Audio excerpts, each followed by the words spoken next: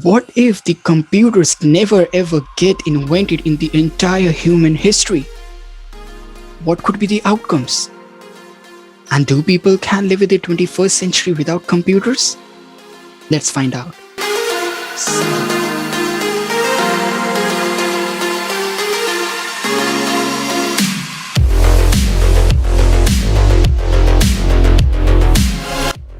Cyberfarm.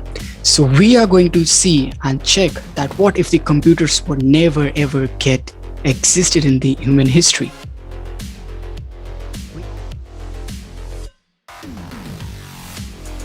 We all know that in the late 18th century, Charles Babbage created analytical as well as a difference engine, and thus he is known as the father of computers.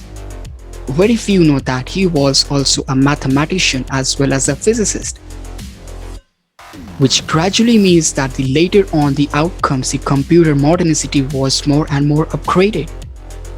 Now the computers were having arithmetical problems as well as the solutions. They were also having the algorithms. But what if the computers were never ever existed? We all know the outcomes. The outcomes would be no games, no applications, no internet, nothing. Even we also know that the modern computers are having the calculational problems as well as the supermind, which makes the fastest computer as known to be the supercomputers, which are used in the space technology. We eventually also know that the gaming history is very long, since the computer was having the internet and the games were being used on playing online websites.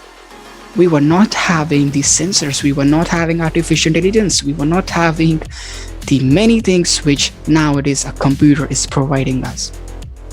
Eventually we see that the people are having computers everywhere.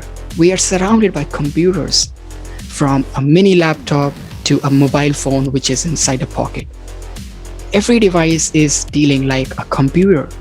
We all know that without a computer we won't be having a movie industry, we won't be having these two recordings, we won't be having these space technologies, and eventually we can't never ever send the first human spaceship into the space without a computer.